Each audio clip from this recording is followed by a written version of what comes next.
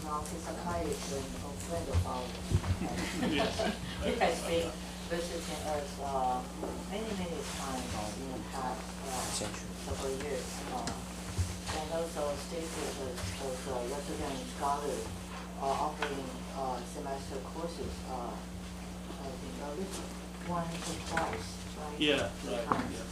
And also earlier this year we had a very this year, right? And also a very successful workshop on Inter-Asia, the network for Inter-Asia critical studies. And we had quite a few scholars from Japan, Korea, and elsewhere to come. And actually in January, the coming January, he is also participating in our winter camp on the theme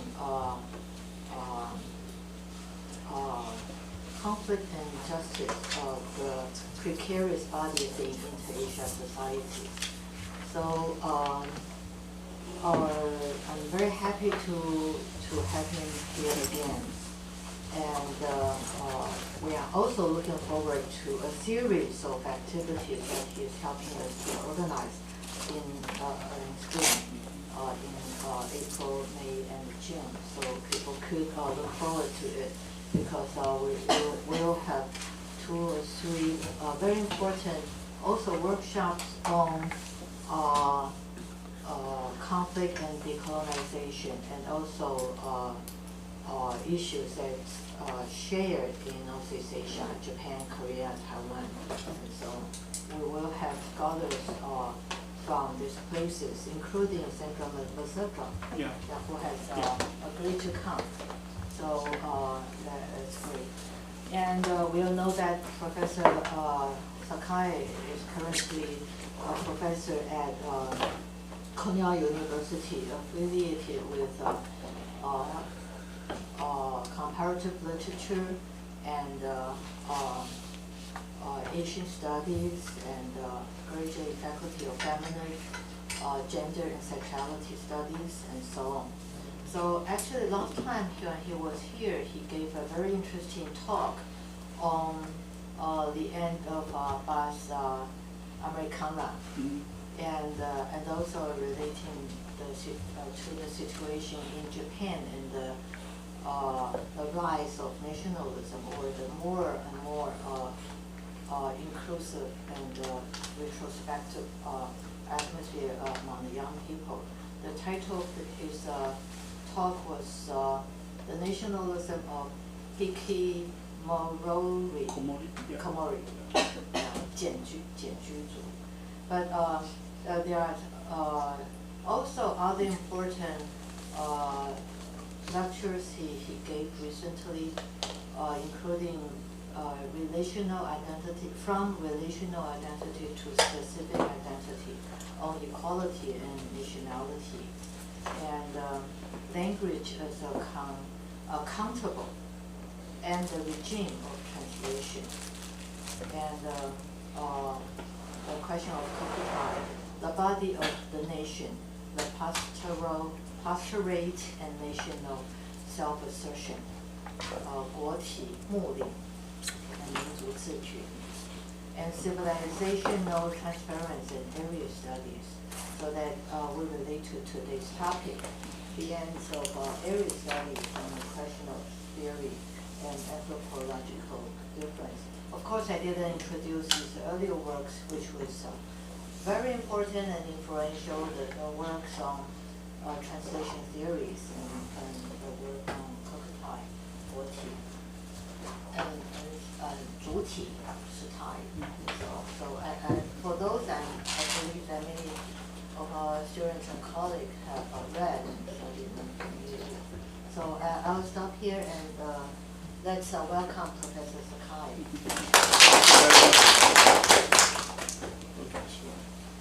Thank you. Thank you very much, Professor Yu, and it's great to visit National Chatham University once again, and then it's some time, but again, it has already become kind of routine for me. So I on a regular basis, I come to Shinchu. And then also I'm very grateful for the faculty and then staff members of the Institute for Social Research and Cultural Studies. And I would like to this time too, I'd like to resume friendship. Today, this is the very much concerned about the question of area studies. Probably you understand the term area studies, which is today it's much more widely used, but originally it was a very specific form of academic disciplines established in the United States of America after Second World War. So let me see how can we deal with this question, and then particularly already last year I talked about the end of Pax Americana, and probably here too, and in so many ways I think Taiwan was involved.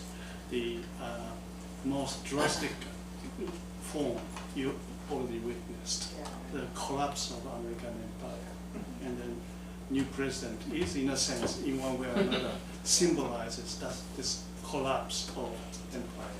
And but we will see what kind of consequences this collapse will bring about. But I didn't expect that this would happen so often and then so quickly, soon, because I think already a number of my friends in China and in Taiwan and in Korea talked during the Bush administration that the United States influence in East Asia was clearly receding. Then Obama administration managed to patch up all the connections, and somehow he managed to sustain the feature of American empire. Then now I think it's finally collapsed, and in a very drastic way. So let me talk about the question of area studies. In the last 2 centuries, since the inauguration of modern university, the humanities or human sciences have played an indispensable role in shaping knowledge production in the modern international world. I want to emphasize international.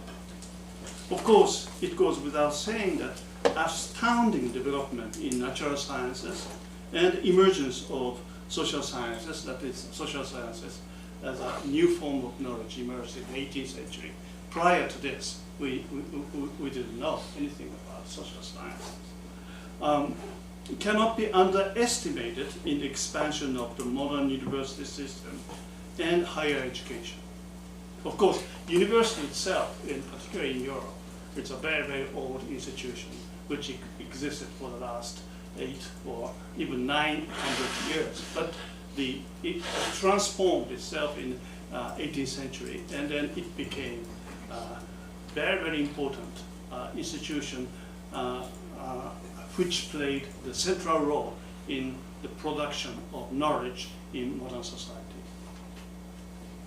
Nevertheless, the humanities should not be ignored because the modern world is characterized by its internationality.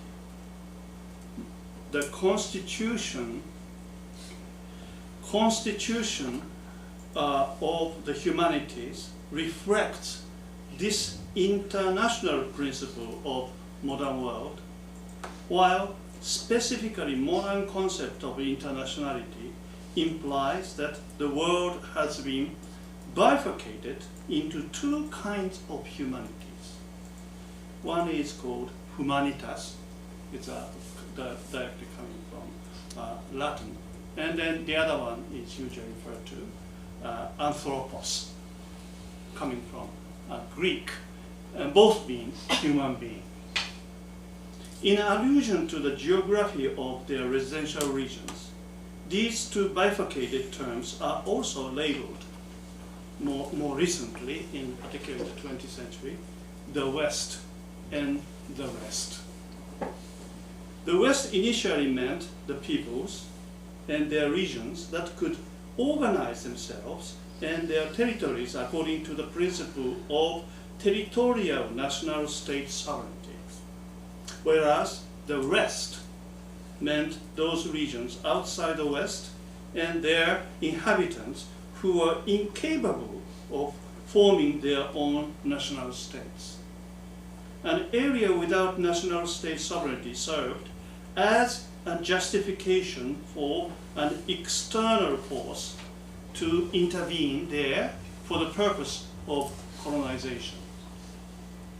In not forming a territorial national state, inhabitants of these regions were judged unable to rule themselves, so it was alleged that they should be governed by more civilized and superior peoples. Of course, Taiwan is one of the most typical instances of this process of modernization. Thus, the modern international world has been characterized by the consecration of the nation state on the one hand and colonial order of the world on the other. It is not surprising that today, virtually everywhere, we observe a gradual receding of colonial and international order of the modern world. Let me stress here that colonial order of the modern world is at the same time its international order. Fundamentally, an international order specific to the modern world that has been regulated by the system of international law in the last 4 centuries is not independent of the colonial order of the modern world. In due course, in the last several decades, gradual receding of colonial and international order has been accompanied by the crisis of the nation state. Broadly speaking, we call globalization the ongoing process in which the collapse of colonial imperial order is occurring in tandem with the weakening of nation states. Today, for the last, several decades, we have witnessed virtually everywhere in the world that in a sense, the territorial national state sovereignty is incapable of regulating a number of aspects of life in economics, international trade, and military transactions, and so forth. However, it is important to keep in mind that weakening of nation states does not mean the withdrawal of nationalism at all. As a matter of fact, what we have observed is that as territorial national state sovereignty becomes less and less effectual, nationalism seems to intensify virtually everywhere in the world. And then last year, again, we are surprised to find that suddenly people in Britain wanted to assert their national sovereignty and without any actual prospect of strengthening a British state. Although in this presentation, I am not exclusively concerned with an investigation of what occurs in the study of a particular area. Let me briefly refer to the problem we observe in East Asia as a sort of prelude to a more extensive discussion of internationality and anthropological difference. Conflict witnessed in East Asia today are not independent of this historical process of globalization. Of particular importance are the legacies of colonialism that loom large in the Western Pacific. Taking into account the colonial histories in which modern educational systems were established by the colonialism of the British in Singapore, Hong Kong, and elsewhere, Japanese in Taiwan, Korea, and Japan itself, and the Americans in East Asia in general since the end of the Asia-Pacific War, and even China in recent years. We cannot overlook the overwhelming presence of internationality of modernity in the formation of modern education and universities in Taiwan, Hong Kong, Japan, South Korea, and even China. At the same time, it is undeniable that effects of globalization are most obviously visible in East Asia. The end of colonial imperial modernity should have paved the way for a completely new modality of knowledge production. Yet, this is not what has happened. The vast majority of changes occurring in the humanities today, such as digitalization, an increasing focus on cognitive sciences, the methods of various evaluation, that is to say, not only the evaluation of students and then their performance in the classrooms, but evaluation of faculty and teachers' performances in the classroom, that has been systematically applied to modern universities virtually everywhere in the world. These changes may be seen as disparate forms of response to the challenge of globalization. But what is known as globalization must not be understood merely as a geopolitical event. For instance, 20 years ago, that some kind of business consultants kept saying that we are living in the age of globalization, and then we are living in the borderless world. I don't think globalization meaning the world becomes borderless. Only exactly the opposite is taking place today. As a matter of fact, it has exposed the collapse of the framework of anthropological difference between humanitas and anthropos, whereas what has been upheld as modernization, so-called modernization, arguably the most important agenda behind the disciplinary grouping of area studies from the 1940s through the 1980s was apprehended as an evolutionary process guided by a teleological principle of anthropological difference towards superior intelligence and complexity. This guided both organization of populations and disciplinary divisions of humanities throughout the previous colonial imperial modernity. And of course, we know that Taiwan is probably the best example of modernization theory, which was applied in the transformation of social institutions through particularly the expertise of area studies. So it's a most famous case. Usually in the United States, it is appeared as success story of modernization. But therefore, I think in Taiwan, area studies plays such an important role since the end of the Second World War. Unfortunately, as John Solomon, I think he's coming here next year, so has noted and analyzed extensively, the collapse of the framework of anthropological difference is mostly experienced as a crisis of battle, rather than as, say, an historic opportunity for new social relationships in new communities. The evaluation bureaucracy, increasingly noticeable in all levels of education, must be seen as an elaborate mechanism that responds to this perceived crisis. Yet, what looks like evaluation is really a very particular kind of intervention in the process of valorization a new re-territorialization of anthropological difference on the basis of capitalist regimes of accumulation, which accompanies the drastic transformation of global labor market.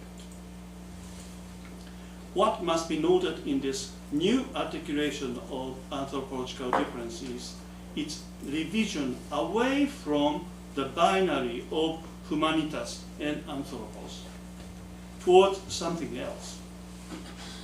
Solomon warns that one of the great flaws of post-colonial studies was that, except on rare occasions, it did not engage in a critical examination of disciplinary divisions of humanities as a fundamental problem of colonial imperial modernity. In facing the adversity of the humanities today, here I will ask a number of mutually related questions. What constitutional role has area studies played in the historical development of humanities?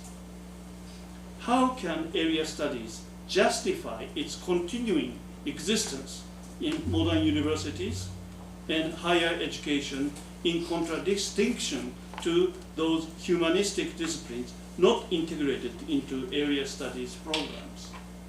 This is becoming a very serious problem, not so much in Taiwan, but in places like countries in Europe or in Japan, and it's coming clearly in the United States that the government has already started cutting down the budget for humanities drastically, and they are going to cut down the budget for social sciences as well. So in this sense, it's getting more and more difficult for our graduate students to find jobs in North America, in Japan, and in Europe, virtually in Europe. It's almost impossible to find new jobs because of the cutting of the budget. Let's see. And of course, what kind of regime of division of intellectual labor does area studies continue to legitimate itself? What sort of the jobs people who specialize in area studies are expected to fulfill in the new systems of knowledge production? And finally, will area studies continue to justify its existence in the future? In other words, can area studies continue to exist from, say, in a few decades from now?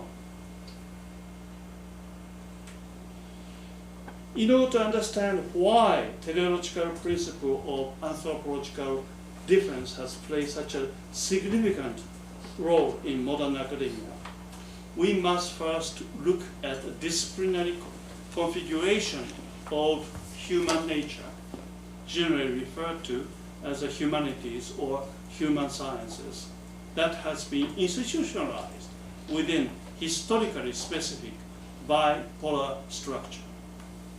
This bipolarity consists of two orientations, both of which deal with human beings, as I mentioned, humanitas and anthropos.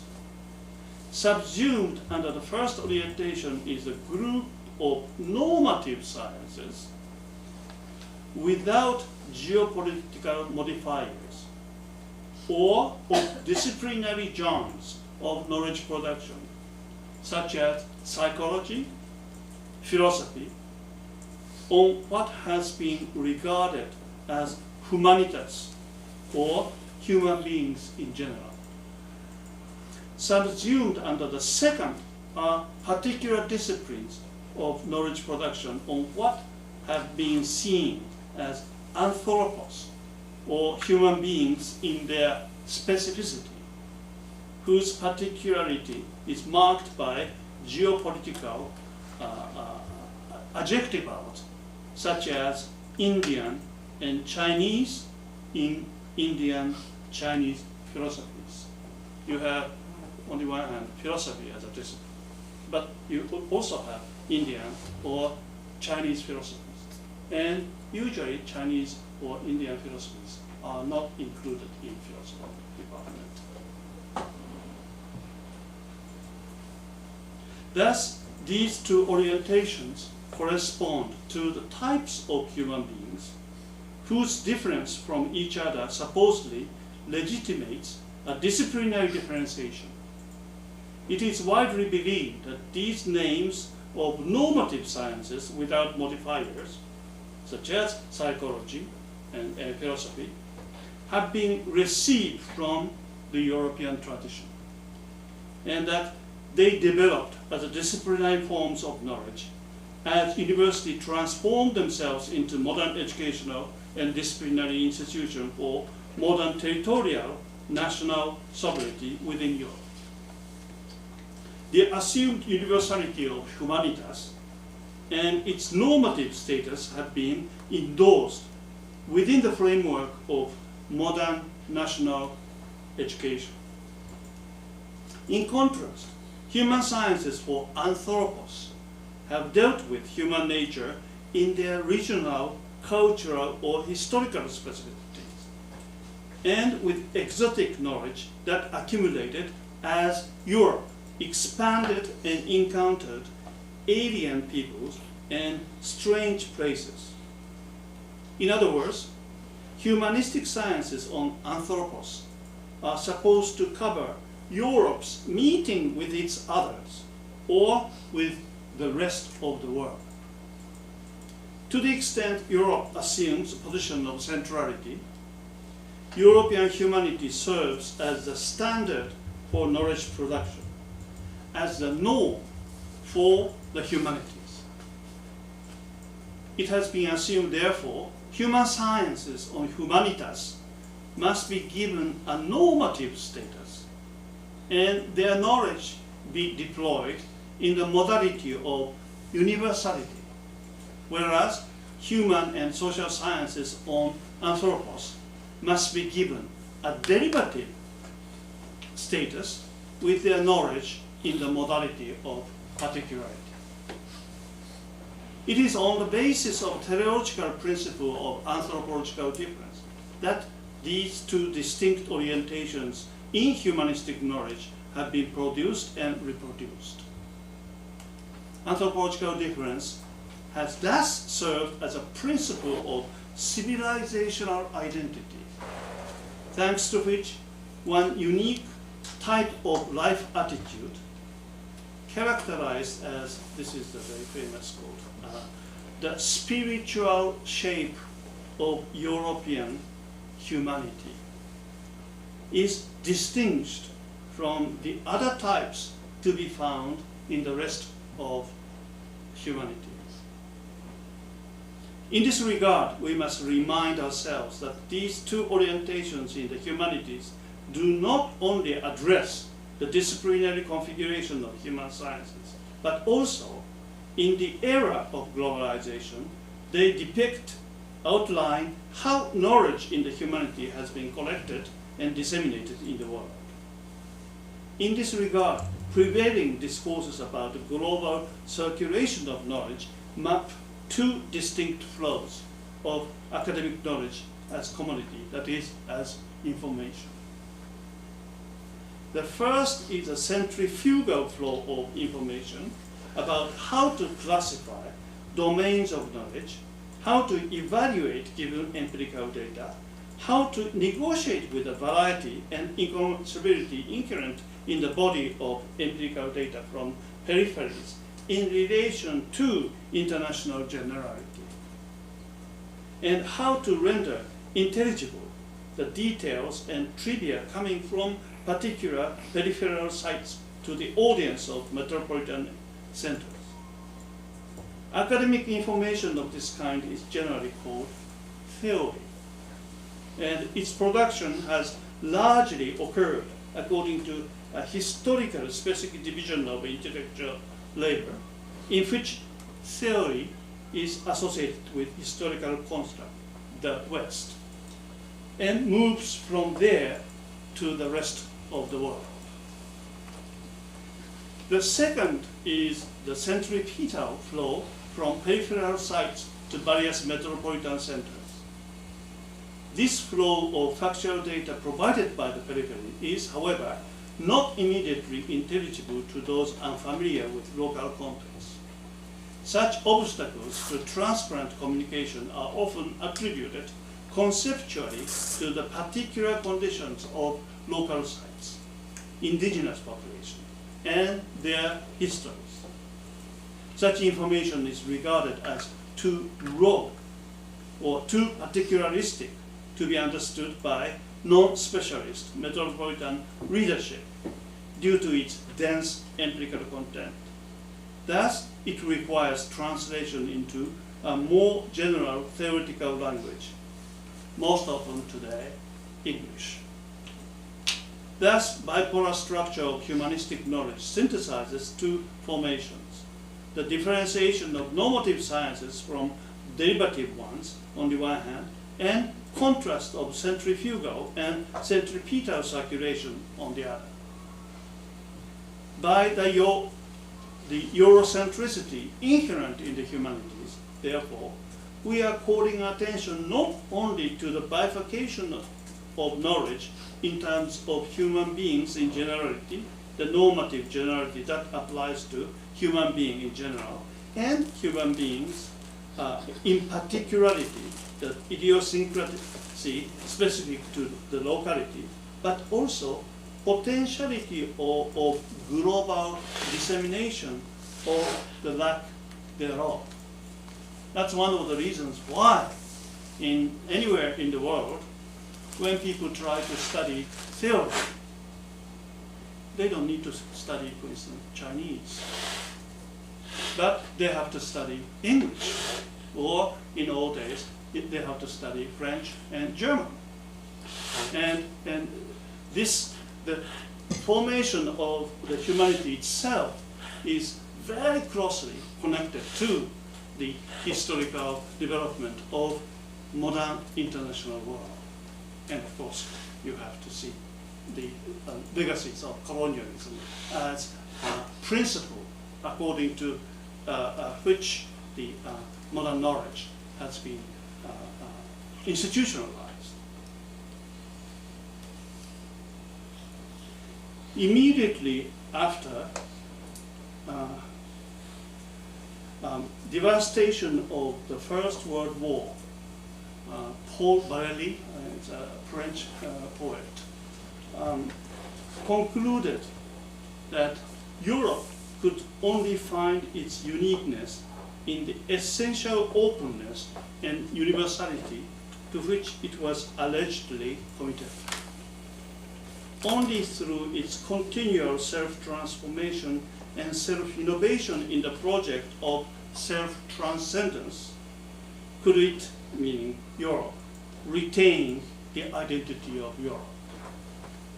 For Valéry, Europe emerged for the first time as internally unified only when its self-transcendence and coherence, or what he eventually capitulated to, in spite of himself, I might say, the Hegelian naming, spirit, was fundamentally threatened. Europe came into being simultaneously with the crisis of its spirit. One may find a resolute expression of project of transcendental and universalistic thinking in his adoption of the term spirit, as well as his idiosyncratic notion of the method. Valéry emphasized that Europe is not a continent, which would imply that it was distinguished from the rest of the world, not predominantly in terms of geographic markers, historical heritages, residential populations, or other historical continuities. Instead, what he recognized as the actuality of Europe consisted in an extraordinary or miraculous imbalance, an equal distribution of resources and wealth in the world. Beyond this existing one-sidedness, Europe could only be defined as a capacity to reproduce this imbalance against the natural flow of energy dispersion. Just as a drop of blood in the ocean spreads, dilutes, and eventually disappears, an artificially created imbalance gradually dissolves and moves towards a sort of equilibrium in which blood is homogeneously diluted. If a drop of blood falls into the sea, and then first the redness is visible, but sooner or later it spreads and then disappears. Europe is a perversion of the law of equilibrium. It betrays natural progression in which entropy is bound to increase. Europe has a miraculous capacity to reverse this process which nature dictates. That is to say, for him, Europe is the visibility of blood. That is to say, something miraculous because the blood does not dilute. Somewhat, reverse occurs.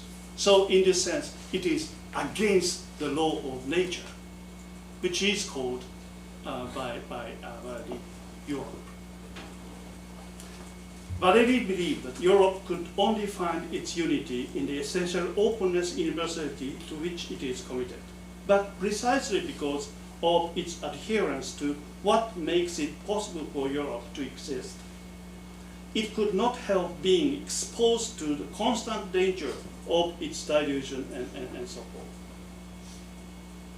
In this sense, Europe was theory, in the sense that it thus meant commitment to mutually contradictory principles of openness and universality that worked in accordance with increase of entropy in the world system on the one hand, and miraculous reversal of nature that reproduces imbalance against the law of thermodynamics on the other. Today, nearly 1 century later, what Valéry summarized as an essential feature of Europe can be seen in the emanating vision of colonial imperial modernity. Retrospectively, we can see that, perhaps unwittingly, his diagnosis of the crisis of European spirits disclosed an essential condition for the formation of European humanity, that is, modern colonialism. Without modern colonialism, Europe cannot exist as such. Therefore, what was perceived as a crisis was an intimation of the age of decolonization, when the distinction between humanitas and anthropos can no longer be projected onto a cartographic plane. Perhaps the crisis of European humanity anticipated a situation in which Europe no longer commands a miraculous imbalance, and where it is thoroughly provincialized, European humanity being reduced to anthropological type. In this situation, theory would not have to be ascribed to any geopolitically determined location. In the last several decades, Eurocentric structure of humanistic knowledge has been exposed and critiqued in a number of stellar works. I do not plan to launch another such critique today. Instead, relying on the consequences of such expositions, a question I would like to pose is, why even today such a structure of knowledge based upon anthropological difference remains largely intact in the disciplinary configuration of humanities, as well as what sort of attempts can be encouraged and cultivated to undermine the bipolarity of the humanities.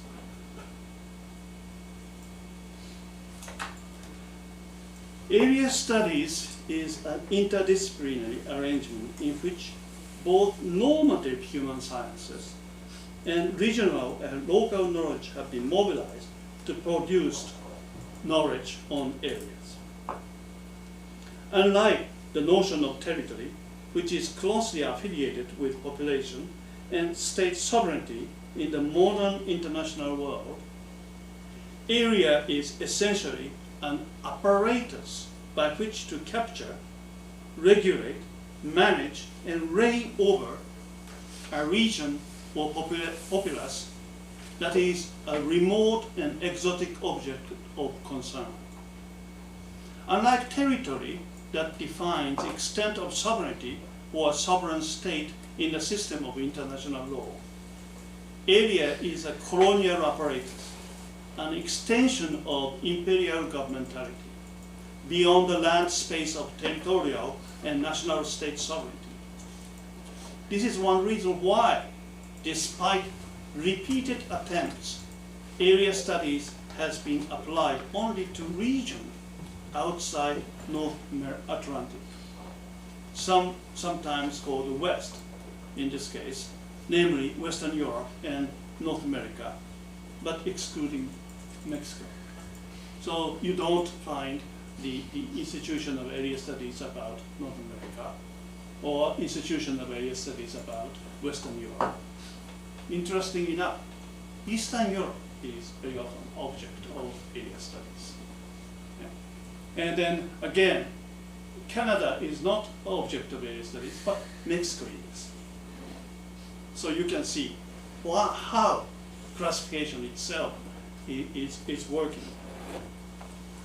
In this respect, area is a notion specific to the post-World War II world of Pax Americana that retains colonial governmentality under erasure. That is, it is a colonialism, yet United States never admits it.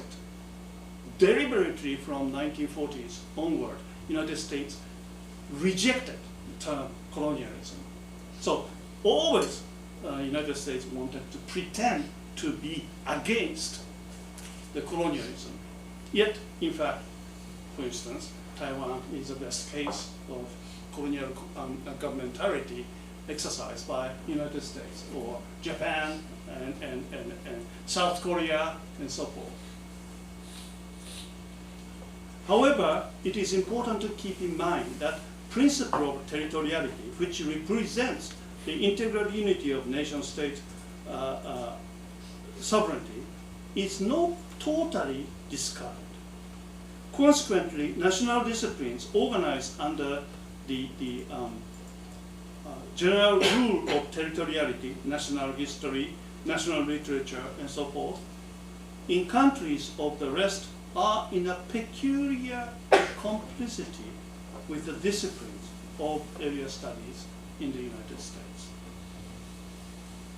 Since the 18th century, some notable disciplines such as national history, national literature, historical linguistics have been constituted in order to cultivate national subjectivity for nation states.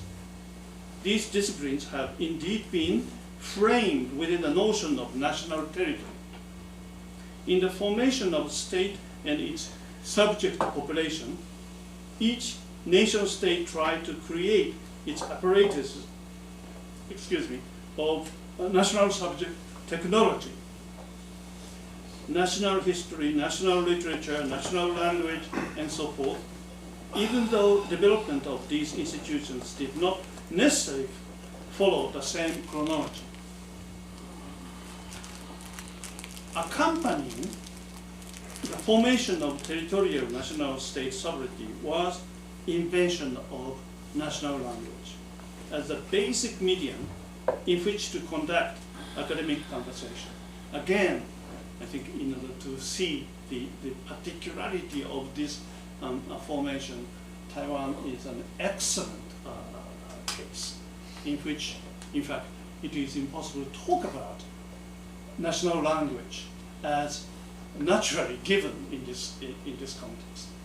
Only through the variety of colonial policies something like national language was implemented and then installed among population, yet still I do not think it is fully established as it is the case in places like Japan or France or South Korea.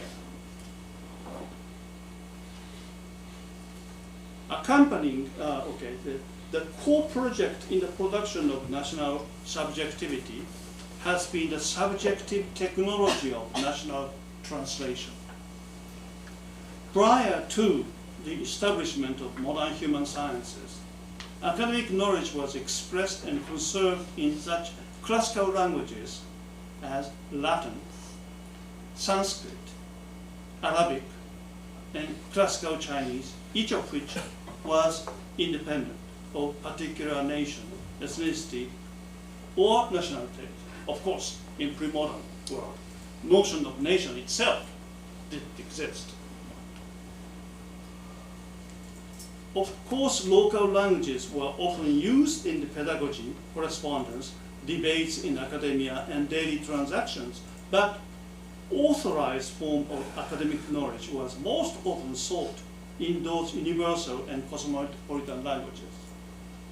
They were seen as exclusive media for the truth with capital T. And knowledge not expressed in these universal languages was rarely granted the status of authentic and eternal verity. It can be said, therefore, that prior to the introduction of national ethnic language, humanity lived in a multilingual societies everywhere in the world. But we have to be careful. What is meant by multilinguality is not a juxtaposition of plural, disparate, and individual languages. A decisive question here is language countable? How do we recognize numerical identity of each language? Or to put it more broadly, how do we justify presuming that diversity of language or languages can be categorized in terms of one and many? So in appealing to a familiar grammatical category, I can pose the question this way. Is language accountable just like an apple and an orange and unlike water?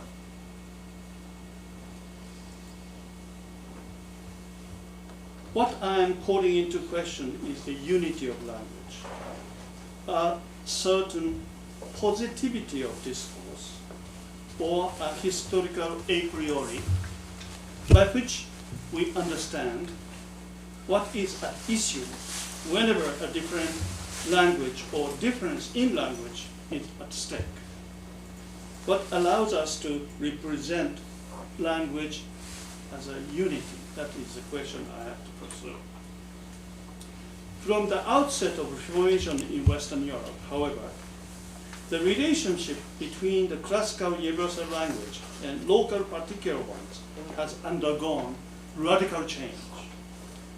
What we refer to as the modern regime of translation played a decisive role in forming the new configuration of national languages on which the development of human sciences has depended. Incidentally, one of the characteristics of modern university is that in modern universities, knowledge was taught in national language. That never happened until 18th century. In the 18th century, a new type of state sovereignty, territorial national sovereignty, emerged in North America and Western Europe. And a new style of polity, nation state, and an equally new kind of community, the nation, came into existence. Modern universities were indeed conditioned by the results of these historical vicissitudes. and modern human sciences and disciplines of the humanities have been involved in the task of producing national subjectivity in accordance with the image or schema of national language. In order to understand the humanities as a historical trajectory, therefore, significant role played by the modern regime of translation cannot be overlooked. Concurrent with the formation of nation state and national community came the emergence of international world. Well, that's why I started with the term internationality. Internationality implies that it is a world consisting of multiplicity of nations. But nations didn't exist until 18th century, which means that internationality really is marked by the modernity of the new formation in which national languages and national populations and nations began to play essential role in their legitimacy.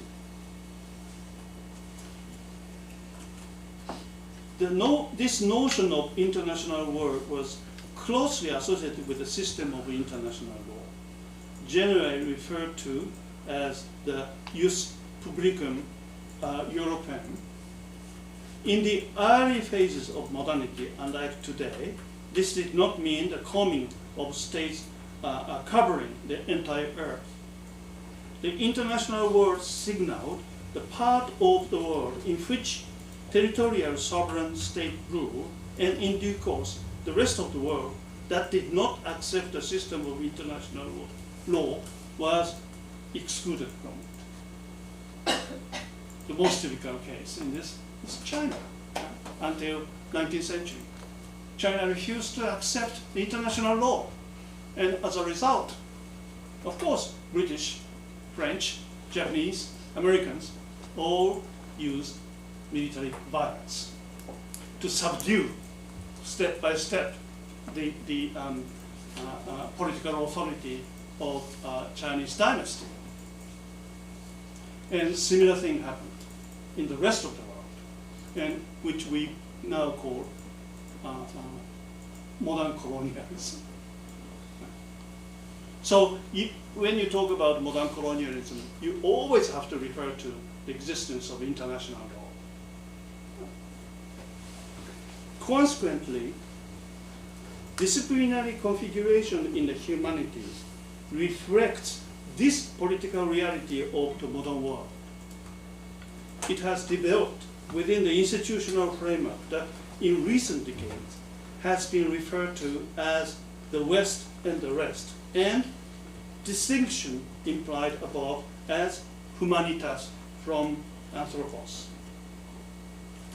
While for more than 2 centuries, knowledge production in the humanity has been legitimated by the universalistic search for human nature in every historical era and every location on the planet Earth, disciplines of human sciences have been organized according to a historically specific economy of generality and particularity. Community, called nation, is an entirely new formation in which the principle of kinship affiliation has played only a restricted role in creating a sense of individual identity. Nation introduced an entirely different form of individual identification and camaraderie, and strict distinction between insiders from outsiders of the national community of sympathy. Nation is unprecedented as a social formation because what constitutes the bonds of collective attachment among its members is an aesthetic construct described as the sentiment of nationality by British liberalism. Corresponding to this sentiment is the idea of national language, which supposedly inhere in every native members of the nation and also imminent in the feelings of its collective identity. nationalism holds that national language can be traced back to prehistoric origin. And of course, this is a fiction that has helped to sustain the reality of the nation as a fictive entity. This fiction was introduced and further nurtured by the newly formed discipline of national literature, national history, and historical linguistics. At this juncture, it is imperative to keep in mind that nation serves as a necessary condition for modern racism. In social formations preceding the formation of the nation, many forms of social discrimination existed, but racism emerged together with the modern national community. Yet it is also important to note that nation is not a sufficient condition for racism. Presence of national community does not necessarily mean continual outbreak of violence on the basis of racial categories. What is implied is racism is possible only in the social formation of the nation. And very interestingly, last year, or this year, still this year, you have seen plenty of evidence of that kind in American presidential election. Open racism was advocated in order to assert what they call nativism, that is somewhat. According to Donald Trump, there are basically two kinds of people. One kind of people who are born American, and another kind who are not born American, even though everybody knows. Which includes Obama, of course. Oh, well, of course. That kind of racism became so clearly visible. Yet, it is almost impossible to avoid that form of racism when we are dealing with modern nation state. Okay.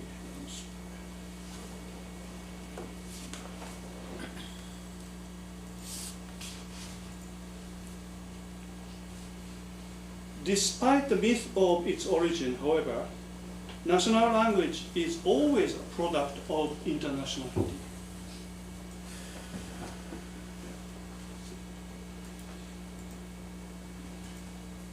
Of a comparative procedure by which one language is posited as external to another.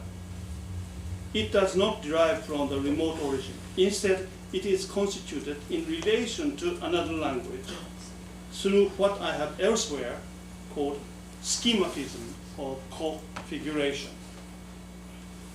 All the modern languages, national languages, English, German, French, Japanese, Chinese, and so on, were formed through modern regime of translation at the demise of authority associated with classical universal languages. Ever since the birth of modern university in the 18th century in Europe, disciplines in the humanities have been organized with a view to the production of national subjectivity as the subjective technology of national translation. In an ambiguous relationship with these national disciplines, disciplines of area studies were constituted under the principle of interdisciplinarity. This interdisciplinary formation of area studies presupposes the putative object or inquiry quite different from the normative human sciences, whose object presumably is one aspect or another of universal human nature. For instance, I mentioned psychology. Psychology deals with the psychic phenomenon of human being. In this sense, it doesn't matter whether human being lives in China or Africa or Europe.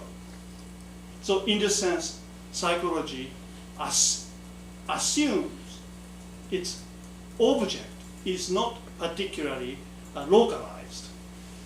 While when you talk about Indian philosophy or Chinese medicine, that's not the general aspect of human experience.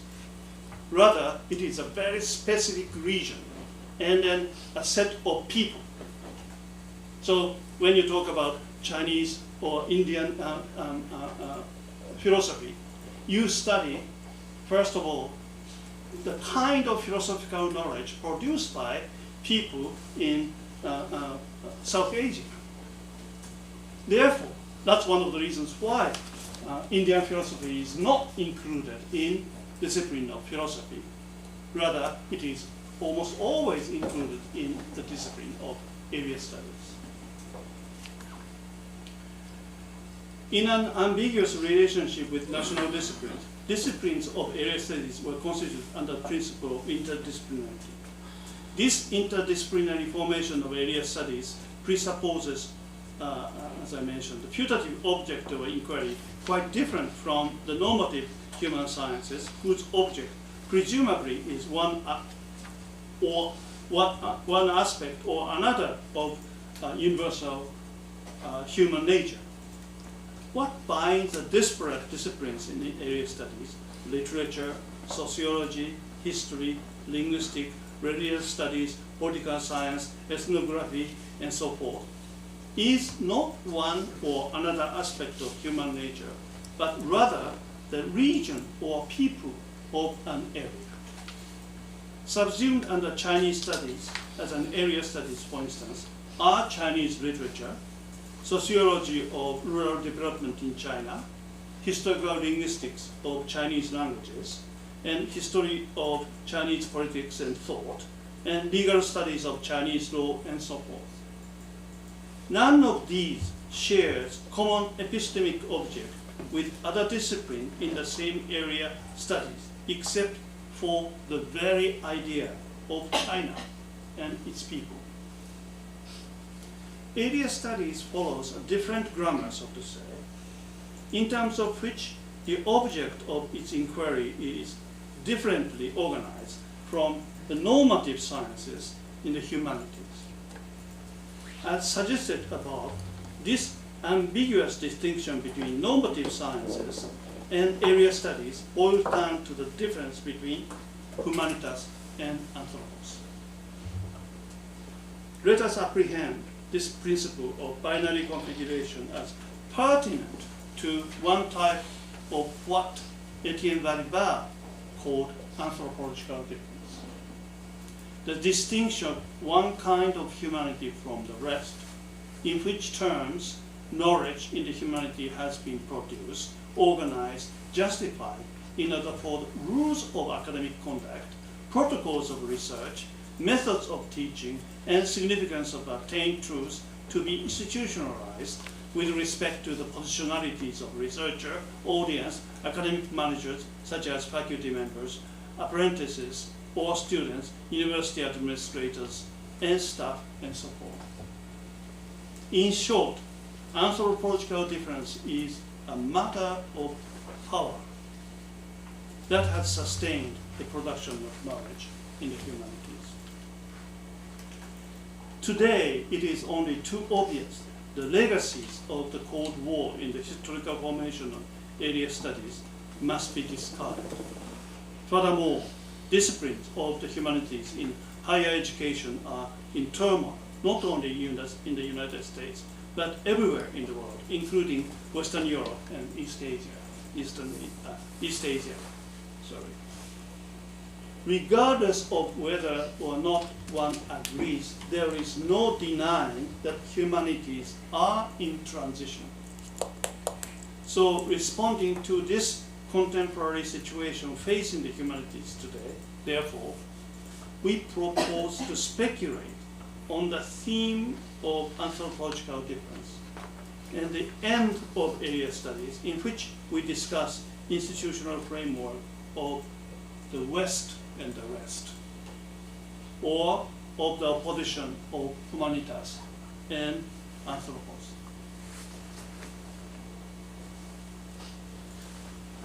In our inquiry into area studies, area may, first of all, appear to be a geographic index or circumscribed region of territory, community, or social institutions coordinated in relation to other geographic indices.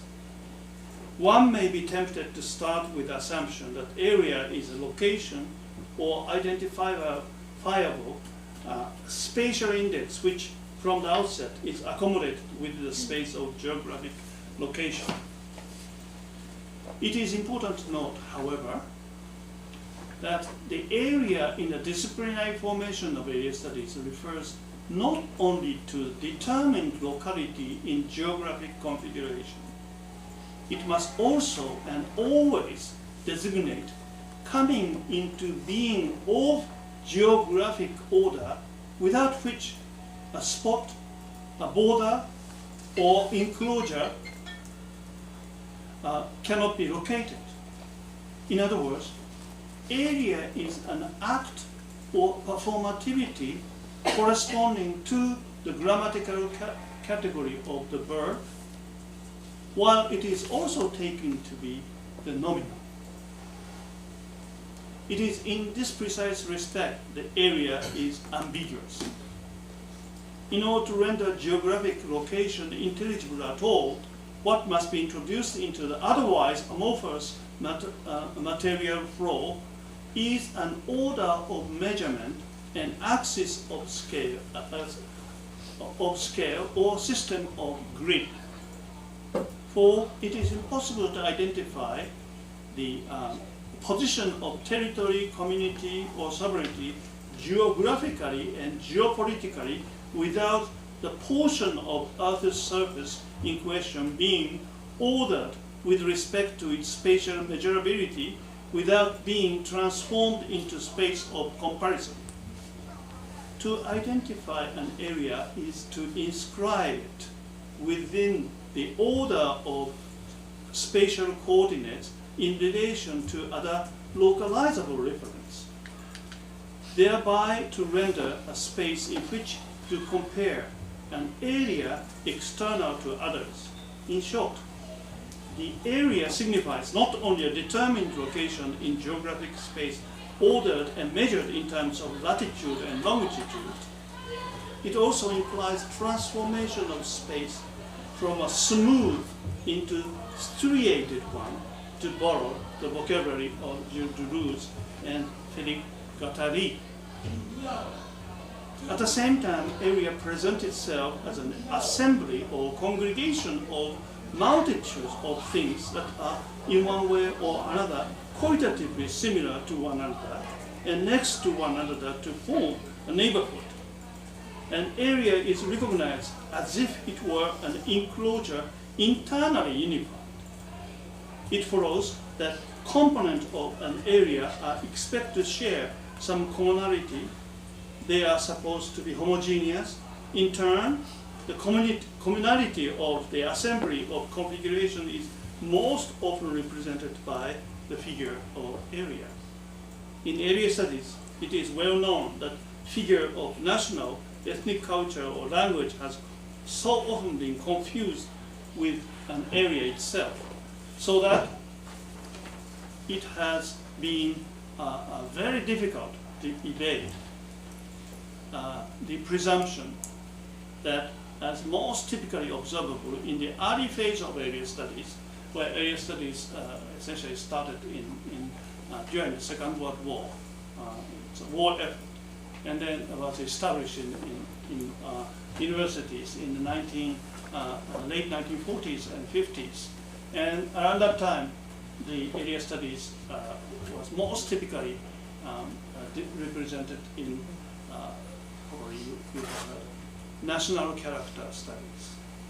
That is the most primitive, but at the same time typical form of area studies. I think I have done already too much, but again, I'm trying to show that how area is connected to notion of nomos. Probably you have heard the German legal scholar Carl Schmitt he was a brilliant guy, but he was also very much involved in Nazism, talked about. And one of the most interesting part of Carl Schmitt scholarship is that, in fact, he clearly showed how idea of sovereignty itself is internally connected to modern colonialism, and then formation of, for him it's I think Europe, but today we will call it the West. For him, the West is not merely a geographic region at all. It is certain power formation which mobilizes certain arrangement of geographic space, thereby institutionalize the world, space of the world into the West and the rest. Hence, he was actually trying to rescue the West. That is to say, he was very much committed to the very sort of rigorous study of international law, and he wanted to, in a sense, preserve the, should I say, spiritual shape of European humanities. He sought, and that's one of the reasons why he was very much involved, committed to Nazism. And when you remove all these easy sort of critique of Nazism, what you find most essential sort of portion of Nazism is it is a kind of determination to commit oneself to the continuous existence of Europe or the West. So I cannot continue because there's no way I can finish this paper, but let me stop here, and so that the I hope in January 16th I would like to further discuss some of the issues about theory and anthropological difference in relation to knowledge formation. So, yeah. Okay. Yes, let me stop here. Yeah, thank you. So let's take a break. Yeah. Come back at 3:30 for questions and discussion. Starts at 5:30, right? 5:30.